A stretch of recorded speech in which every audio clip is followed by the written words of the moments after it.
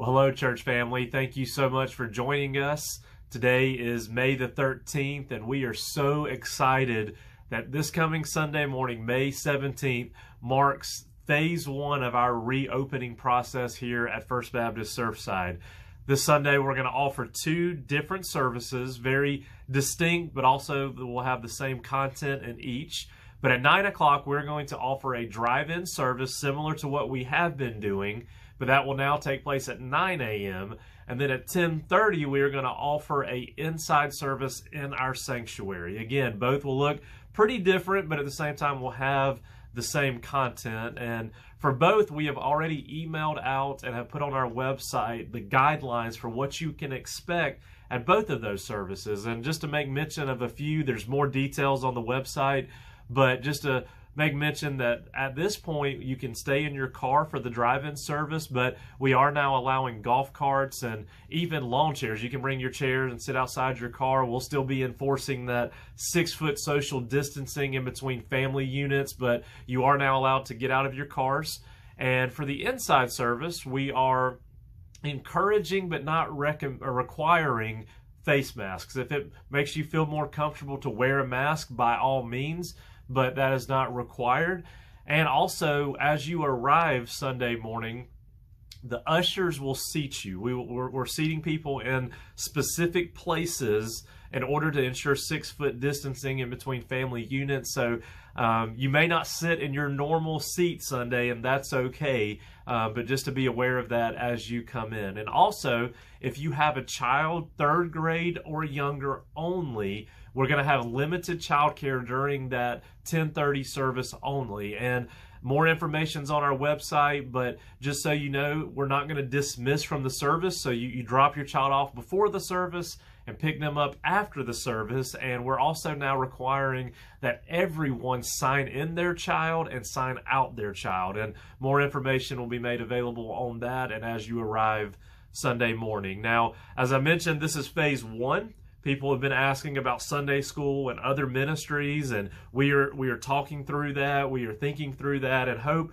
in the next few weeks we can implement other things as well. But for now, we're just focusing on the Sunday morning. Now, the reason why we're doing this and the reason why we are doing the two very different services is I understand that people are on very different ends of the spectrum as far as being comfortable meeting again. I know some people are very uncomfortable being in the sanctuary. Some are raring to get back into the sanctuary. And so we want to communicate to you that no matter where you are on that spectrum, whether you are very comfortable or not comfortable at all, we love you. It's okay. We care about you. And we want you to worship with us. Whether you feel more comfortable worshiping on your couch, whether you feel more comfortable sitting in a lawn chair or in your car, or coming in our sanctuary and worshiping with us in person, we don't care. We just want you to worship with us because we love you and we care about you where you are. Looking forward to Sunday. It's going to be an incredible day. Now, if you have your Bibles, let's turn together to Daniel chapter 3, a very familiar story, one of my favorites, but I think even during this time has some very important truths for us to remind ourselves of today. So Daniel chapter 3, you remember the story of King Nebuchadnezzar as he makes this towering golden statue, this idol, this image, that whenever the music was to be played, everyone was expected to fall down and worship him as Lord. And those who didn't would be thrown into a fiery furnace. They would be put to death if they did not worship Nebuchadnezzar. There's only one problem. For the Christian, there's only one king. For the Christian, there's only one true Lord. And yes, we honor and respect those that are over us, but our ultimate allegiance is only to Christ. And so for a Christian to bow down and worship King Nebuchadnezzar as Lord presents a major problem. And some notice that. Some notice that there's 3 men, Shadrach, Meshach, and Abednego, that are not worshiping. The music's playing and they're not bowing down like they're supposed to. So some go to the king and report these 3 men, and Nebuchadnezzar brings them in and asks, is this true?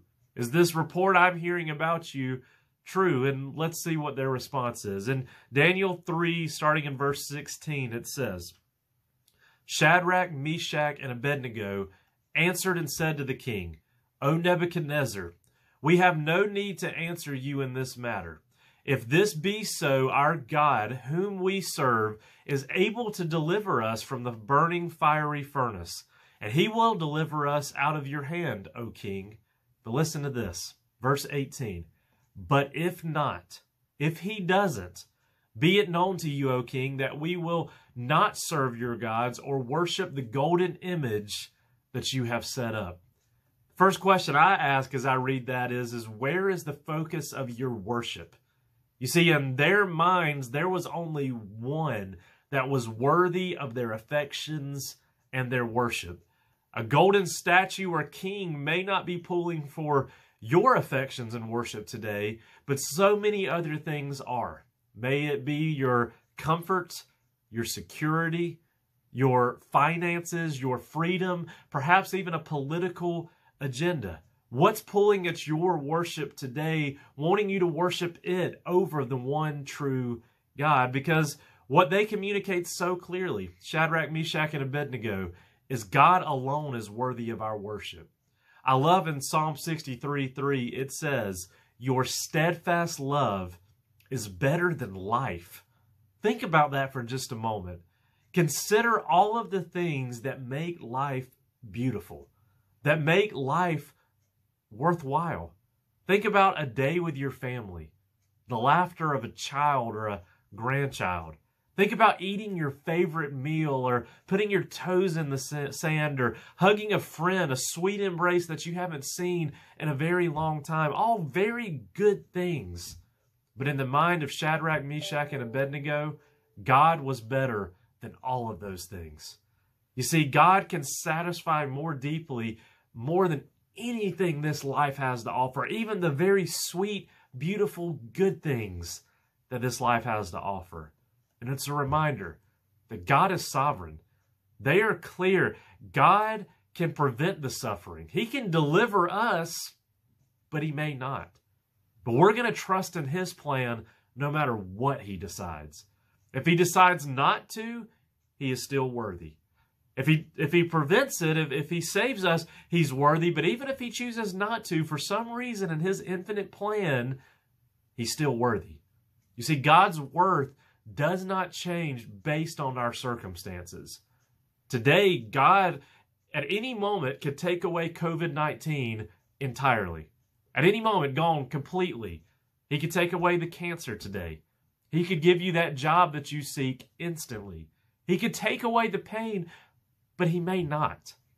You see, if the circumstances are good, do you worship God? And most people would say, yeah, if things are good in my life, yeah, God is worthy. I'm going to worship him. Absolutely.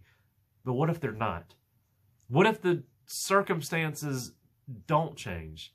What if we have to struggle through COVID-19 for another year, 2 years? What if things don't get back to normal as quickly as we like? What if the situation that you're in, your specific suffering, doesn't get better anytime soon? Would he then still be worthy of your worship? You see, I would submit that God is worthy of our worship no matter our circumstances. And in fact, I would say that in the difficult seasons, he reminds us that then he is only worthy of our worship. He reminds us of that in the suffering. I mean, even think about this pandemic. It's a reminder so clearly to us that we are not in control. Our government is not in control. We've seen the rich, the powerful, the famous, all have been impacted by this virus. They are all human, is what it reminds us. And therefore, they are not worthy. God alone is worthy. Let's see what happens next. Because in verses 24 through 25, we see the results. We see Nebuchadnezzar is filled with rage. He heats up the furnace 7 times hotter than what it normally is, that even the guards, when they throw them into the fire, they are killed. And let's see what happens. Daniel chapter 3, verse 24. It says, Then King Nebuchadnezzar was astonished and rose up in haste. He declared to his counselors, Did we not cast 3 men bound into the fire? They answered and said to the king, True, O king. He answered and said, But I see 4 men, unbound, walking in the midst of the fire, and they are not hurt. And the appearance of the 4th is like a son of the gods. It's amazing to see that not one of the hairs on their head is singed. Their clothes are untouched. Not even the smell of smoke, it says, could be smelled on them. It's a reminder. God is sovereign and even more powerful than the fire. No matter how bad the circumstances of your life are, God is stronger. And it's a reminder, God works in different ways when it comes to the fires of life. You see, God can sometimes prevent the fire. I'm reminded in Daniel, we see him closing the mouths of the lions. He can prevent the fire from even happening. Sometimes, though, he allows the fire, but walks through that fire with us. Or sometimes even he calls us home through the fire. He has different purposes for the fires of life. But remind ourselves this. Let's be reminded that the fire has a purpose. God's fire has a purpose. In 1 Peter 1, 6 and 7, it says, "You have been grieved by various trials, so that the tested genuineness of your faith, more precious than gold that perishes through it, is tested by fire, may be found to result in praise and glory and honor at the revelation of Jesus Christ." And then Isaiah 48:10 says, "Behold, I have refined you, not as silver. I have tried you in the furnace of affliction." God uses the fires of life to purify us and refine us and create something beautiful within us. That is a faith that is unwavering in Christ. And then let's look at 1 Corinthians 3:13. Because God tests our work through the fire. It says this, "Each one's work will become manifest, for the day will disclose it, because it will be revealed by fire. And the fire will test what sort of work each one has done." And so it likens God's judgment to going through a fire. And the question is how can we stand in God's judgment? How can we walk through that fire of God's judgment? We need someone to walk through that fire with us. And that's what we see here in Daniel chapter 3.